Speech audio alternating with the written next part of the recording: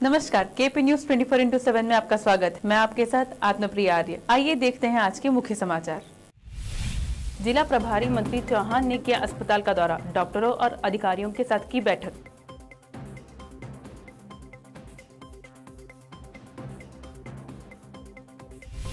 भीतर संपूर्ण लॉकडाउन की घोषणा ने मचाई हलचल, लोग लगे जरूरी सामग्री जमा करने में।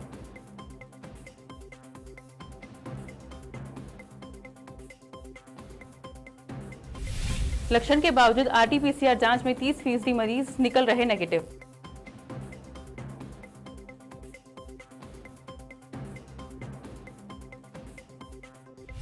कोरोना की बढ़ती रफ्तार, ऑक्सीजन के संकट के साथ आईसीयू में बिस्तर के लिए भटक रहे हैं मरीज।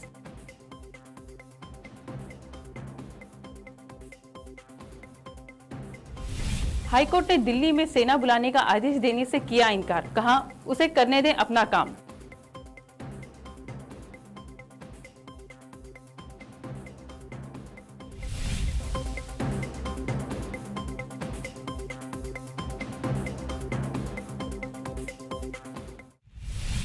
अब समाचार विस्तार से। बिदर जिला प्रभारी मंत्री प्रभु चौहान ने ब्रिम्स अस्पताल का दौरा किया और अस्पताल में उपलब्ध सुविधाओं का जायजा लिया। इसके अलावा अस्पताल कर्मियों के काम काज की भी समीक्षा की। ब्रिम्स अस्पताल के बाद मंत्री ने ब्रिम्स कॉलेज में डॉक्टर और अधिकारियों के साथ बैठक करके जरूरी मुद्दों पर चर्चा की, जिसमें ऑक्सीजन, आईसीयू और बिस्तर जैसे मुद्दे शामिल रहे। मंत्री चौहान ने अधिकारियों को दिशा निर्देश भी दिए। देखो, वो तो सरकार का आदेश आपको मिल जाएगा, आदेश आया भी होगा। सरकार का जो आदेश है उस प्रकार होगा। लॉकडाउन करना बहुत जरूरी है, क्योंकि कोविड-19 ये जो कोरोना महामारी है बहुत तेजी से फैल रहा है। इसका अगर चेन कट करना है तो लॉकडाउन ही इसका सॉल्यूशन है। इसीलिए 6 कोटि जनता के रक्षा के लिए हमारे मुख्यमंत्री जी निर्णय लिया है, इसलिए उनका मैं स्वागत करता हूं और पूरे 6 कोटि जनता को आपके माध्यम की ओर से विनती करना चाहूंगा, लॉकडाउन आप घर में रहिए, बाहर मत आइए। सरकार आपका सभी व्यवस्था करेगा। जो भी कानून है वो हिसाब से आप रहना चाहिए, यही मेरे आपसे विनती है। नमस्कार। मैंने क्या बोला, हमारे सरकार का आदेश के प्रकार से लॉकडाउन होगा। जो उसका उल्लंघन करेगा, जो कानून कार्रवाई होगी। मुख्यमंत्री द्वारा संपूर्ण लॉकडाउन की घोषणा के बाद लोगों में एक चिंता बनी हुई है। लोग जहां तक हो सके वहां तक अपनी जरूरत की सामग्री एकजुट करने में लगे हैं। हालांकि इस लॉकडाउन के बाद बाजार में जरूरी वस्तुओं की कीमतें आसमान छू रही हैं। सभी दुकानदार वस्तु की मोटी रकम वसूल रहे हैं। इस पर प्रशासन और नगर सभा का कोई नियंत्रण नहीं। आमजन परेशान है, क्योंकि दुकानदार अपनी मनमानी कर रहे हैं। ऐसे में अब आने वाले दिनों में संपूर्ण लॉकडाउन की घोषणा से लोगों में चिंता का माहौल बना हुआ है। बीदर तालुका में कमठाना गांव में एक सीमेंट से भरा ट्रक पलटने से 4 लोग गंभीर रूप से घायल हुए। सभी को जिला सरकारी अस्पताल में भर्ती किया गया है। इस हादसे का कारण ट्रक की तेज रफ्तार बताया जा रहा है, लेकिन पुलिस ने अभी किसी बात की पुष्टि नहीं की है। पुलिस मामला दर्ज करके जाँच करेगी। बीदर शहर के पुराने क्षेत्र में आज शाम 5 से 6 बजे के करीब अस्पताल जा रहे सरफराज हाशमी वकील को पुलिस ने रोककर जांच पड़ताल के नाम पर गाली गलौज। हाशमी का कहना है कि उन्हें अपने बच्चों के लिए दवाई लेने से भी रोका गया और इसके साथ साथ अस्पताल से बाहर निकलने वाली महिलाओं को भी पुलिस ने लाठियों से डराना धमकाना शुरू किया। इस पर हाशमी ने आवाज उठाई तो उनके साथ बदसलूकी की गई। इस क्षेत्र के अन्य लोग और नगर पार्षद सहित अन्य जमा होते देखकर स्टेशन के सीपीआई राजन्ना ने बीच बचाव कर लोगों को हटाया और मामले की पूछताछ स्थिति को नियंत्रण में किया। इस हादसे की सूचना शहर में फैलते ही लोगों में हड़कंप मच गया और स्थल पर पहुंचने का सिलसिला शुरू हुआ, लेकिन पुलिस ने स्थिति को शांतिपूर्वक संभाल लिया। आरटीपीसीआर की फॉल्स नेगेटिव रिपोर्ट चिकित्सकों के लिए एक बार फिर से परेशानी का सबब बन गई है। चिकित्सकों के अनुसार कोविड के लक्षण वाले करीब 30% लोग नेगेटिव निकल रहे हैं। कुछ दिनों बाद सांस की गंभीर समस्याओं के साथ अस्पताल में भर्ती हो रहे हैं। सिटी स्कैन में फेफड़ों के साथ कोविड पॉजिटिव होने की पुष्टि हो रही है। चिकित्सकों का कहना है कि कोविड के लक्षण के बावजूद जाँच में नेगेटिव आने वाले कोरोना के संदिग्धों की जाँच में HRCT टेस्ट महत्वपूर्ण हो गया है। जांच में फेफड़ों में संक्रमण का पता चल रहा है। साथ ही संक्रमण कितना अधिक है इसका पता चलने से मरीज के उपचार में HRCT टेस्ट काफी उपयोगी साबित हो रही है। विशिष्ट कोविड-19 रिपोर्टिंग एंड डेटा स्कोर ऐसे मामलों की गंभीरता तय करती है। स्कोर 6 होने पर मरीज को कोरोना वायरस से गंभीर रूप से संक्रमित माना जाता है। उपचार में देरी से मरीज की हालत बेहद गंभीर हो सकती है। वायरल लोड बढ़ने से लंग फाइब्रोसिस का खतरा है। चिकित्सकों का कहना है कि RT-PCR परीक्षण की संवेदनशीलता करीब 70% है। सैंपल लेने के तरीकों पर भी रिपोर्ट निर्भर करती है।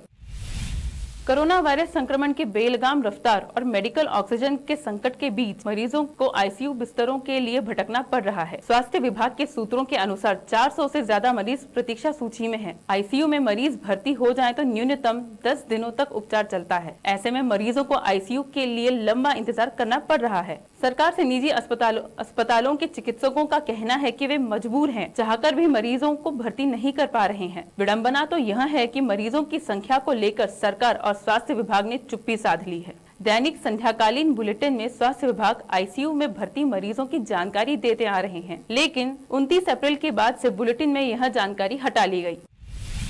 हाई कोर्ट ने दिल्ली में कोरोना संक्रमण व ऑक्सीजन की कमी के निपटने के लिए फिलहाल सेना को बुलाने का निर्देश देने से इनकार कर दिया है। अदालत ने कहा है कि हम नहीं चाहते कि सेना सशस्त्र बलों में कोरोना वायरस जंगल की आग की तरफ फैले। ऐसा हुआ तो बड़ी समस्या हो सकती है। अदालत ने स्पष्ट किया कि जिस काम के लिए सेना का गठन किया गया है उसे पहले उस कर्तव्य के निर्वहन के लिए तत्परता से तैयार रहना होगा। न्यायमूर्ति विपिन सांघी व न्यायमूर्ति रेखा पल्ली की खंडपीठ के समक्ष अधिवक्ता आदित्य प्रसाद ने केंद्र सरकार के उस जवाब पर आपत्ति जताई कि फिलहाल सेना को दिल्ली में इस मोर्चे पर नहीं लगाया जा सकता। अधिवक्ता ने कहा है कि बिहार में सेना काम कर रही है तो दिल्ली में क्यों नहीं। खंडपीठ ने उनके तर्क को खारिज करते हुए कहा कि यह अच्छी सोच है कि सभी नागरिकों को सेना सशस्त्र बलों पर भरोसा है, लेकिन सेना के बीच वायरस फैलता है तो आप कल्पना नहीं कर सकते हैं कि कितनी बड़ी समस्याएं हमारे सामने खड़ी होंगी। खंडपीठ ने कहा कि सशस्त्र बलों के जवान छावनी क्षेत्रों और बैरकों में एक साथ रहते हैं।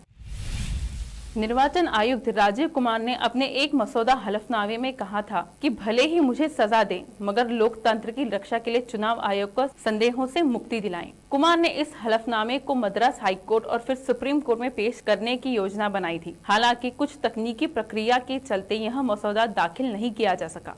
दरअसल कुमार ने अपने हलफनामे में कहा था कि हाल ही में हुए विधानसभा चुनावों के कुछ चरणों को कोरोना महामारी के चलते स्थगित करने से शेष चरणों के चुनाव राष्ट्रपति शासन के तहत कराने की नौबत आ सकती थी और ऐसा करने पर आयोग पर एक दल के खिलाफ दूसरे दल का पक्ष लेने के आरोप लगते। आंध्र प्रदेश पुलिस ने एक लापता हो चुके ऑक्सीजन टैंकर को ट्रैक करके उसका पता लगा लिया। इसके बाद ग्रीन कॉरिडोर बनाकर उसे समय से डिलीवर करवाकर अस्पताल में भर्ती करीब 400 मरीजों की जान बचा ली। पुलिस के मुताबिक ओडिशा से 18 टन ऑक्सीजन लेकर निकला एक टैंकर गुरुवार देर रात लापता हो गया। पुलिस के अनुसार इस टैंकर से विजयवाड़ा के सरकारी जनरल अस्पताल में इलाज करवा रहे करीब 400 मरीजों के लिए ऑक्सीजन की सप्लाई की जा रही थी। लोगों की जान से जुड़ा मामला होने की वजह से अस्पताल प्रशासन बेसब्री से टैंकर का इंतजार कर रहा था। इसी बीच टैंकर की ट्रैकिंग प्रणाली फेल हो गई, जिसके बाद विजयवाड़ा के पुलिस आयुक्त ने ओडिशा से विजयवाड़ा के बीच में पड़ने वाले सभी जिलों के पुलिस प्रमुखों को मैसेज भिजवाया और लापता टैंकर को खोजने की अपील की। आंध्र प्रदेश पुलिस की टीमों ने आखिरकार लापता टैंकर को पूर्वी गोदावरी जिले के धर्मवरम में एक ढाबे पर खोज निकाला। कोरोना मरीजों के लिए ब्लड क्लॉट्स क्यों बन रहे मुसीबत, जाने एक्सपर्ट्स ने क्या कहा। वैश्विक स्तर पर की गई एक स्टडी के अनुसार कोरोना का संक्रमण फेफड़ों में फैलने के साथ ब्लड सेल्स से भी जुड़ा हुआ है। यही कारण है कि कुछ कोरोना मरीजों में खून के थक्के जमने की शिकायत की। कोरोना वायरस महज फेफड़ों की बीमारी नहीं है जैसा कि पहले की अवधारणा थी, बल्कि इससे खतरनाक तरीके से खून का थक्का भी जम सकता है, जिसे तुरंत हटाने की जरूरत होगी ताकि कुछ मामलों में अंगों को बचाया जा सके। यह बात विशेषज्ञों ने कही है। वैश्विक स्तर पर किए गए शोध में बताया गया है कि अस्पताल में भर्ती कोविड-19 के 14 से 28% मरीजों में खून का थक्का जमने की बात सामने आई है, जिसे डीप वेन थ्रोम्बोसिस के नाम से जाना जाता है। वहीं 2 से 5% रोगियों में आर्टेरियल थ्रोम्बोसिस का मामला सामने आया है। विशेषज्ञों ने बताया है कि संक्रमण फेफड़े के साथ ब्लड सेल से भी जुड़ा हुआ है। इस प्रकार के लक्षण शुगर मरीजों में देखे जाने की बात डॉक्टरों ने कही है। राहुल गांधी ने केंद्र सरकार पर ट्वीट कर हमला बोला है। उन्होंने पीएम मोदी पर निशाना साधते हुए ट्विटर हैंडल पर #GST के साथ जनता के प्राण जाए पर पीएम की टैक्स वसूली न जाए ट्वीट किया है। राहुल से पहले कांग्रेस शासन वाली कई सरकारों ने भी कोरोना वैक्सीन पर GST वसूलने का विरोध किया। केंद्र सरकार कोरोना के टीकों पर राज्यों से 5% GST वसूल रही है। बीते दिनों राजस्थान और छत्तीसगढ़ सरकार ने केंद्र द्वारा कोरोना के टीकों पर GST लगाए जाने का विरोध किया था। 500% GST के साथ राज्यों को वैक्सीन की एक डोज के ऊपर 15 से 20 रुपए अतिरिक्त चुकाने पड़ रहे हैं। केंद्र सरकार ने विदेश से आने वाली कोरोना वैक्सीन को GST के दायरे में नहीं रखा। सरकार देश में बनने वाली वैक्सीन कोवैक्सीन और कोविशील्ड पर राज्य सरकार से 5% GST वसूल रही है। कई राज्य सरकारों ने केंद्र को चिट्ठी लिखकर कोरोना वैक्सीन को टैक्स मुक्त कराने की मांग की है। ओडिशा के मुख्यमंत्री नवीन पटनायक भी केंद्र सरकार से वैक्सीन पर GST लेने की मांग कर चुके हैं। पटनायक ने वित्त मंत्री निर्मला सीतारमण को एक खत लिखा है। अब वक्त है एक छोटे से ब्रेक का।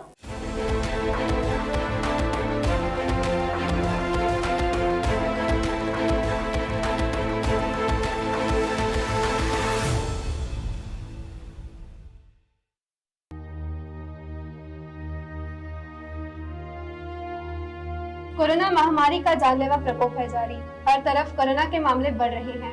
ऐसे में हमें खुद को और हमारे अपनों को कोरोना संक्रमण से बचाना है। यह हमारी, आपकी और हम सब की जिम्मेदारी है।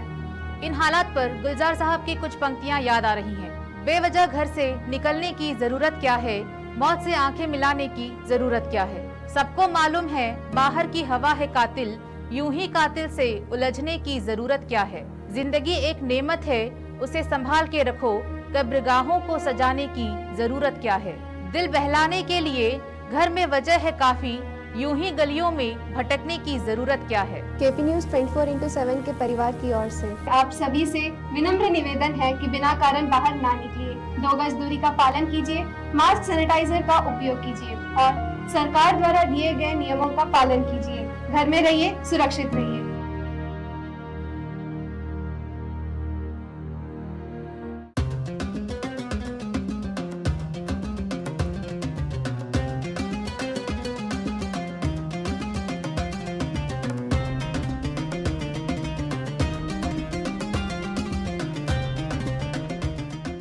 ब्रेक के बाद आपका फिर एक बार स्वागत है। आइए देखते हैं मुख्य समाचार।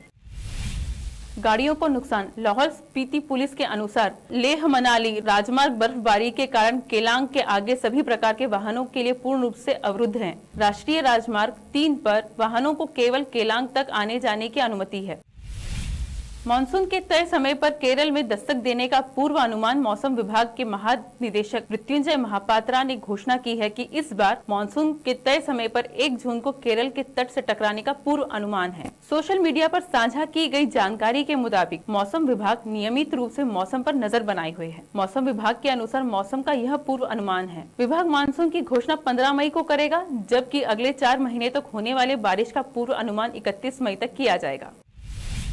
नई वैक्सीन सिर्फ 1 डोज से कोरोना का होगा काम तमाम। रूस ने दी मंजूरी। कोरोना वैक्सीन स्पुतनिक वी ने अपना नया वर्जन लॉन्च कर दिया है, जिसे रूस ने आज मान्यता दे दी है। इस वैक्सीन को स्पुतनिक लाइट नाम दिया गया है। ये दावा किया जा रहा है कि इस वैक्सीन की 1 डोज ही 80% तक प्रभावी है। इस वैक्सीन को बनाने के लिए फंडिंग करने वाले रशियन डायरेक्ट इन्वेस्टमेंट फंड ने अपने एक बयान में कहा, 2 डोज वाली स्पुतनिक वी वैक्सीन की तुलना में सिंगल डोज वाली स्पुतनिक लाइट ज्यादा प्रभावी है। स्पुतनिक वी 91.6% तक प्रभावी है, जबकि स्पुतनिक लाइट 79.4% प्रभावी है। आखिर में फिर एक बार देखते हैं मुख्य समाचार। जिला प्रभारी मंत्री चौहान ने किया अस्पताल का दौरा, डॉक्टरों और अधिकारियों के साथ की बैठक।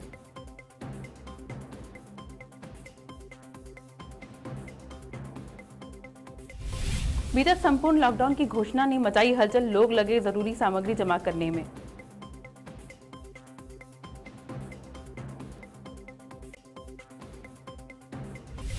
लक्षण के बावजूद RT-PCR जांच में 30% मरीज निकल रहे नेगेटिव।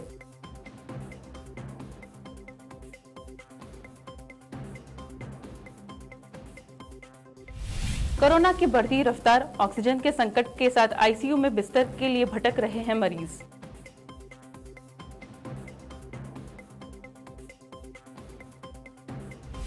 हाईकोर्ट ने दिल्ली में सेना बुलाने का आदेश देने से किया इनकार, कहा उसे करने दें अपना काम।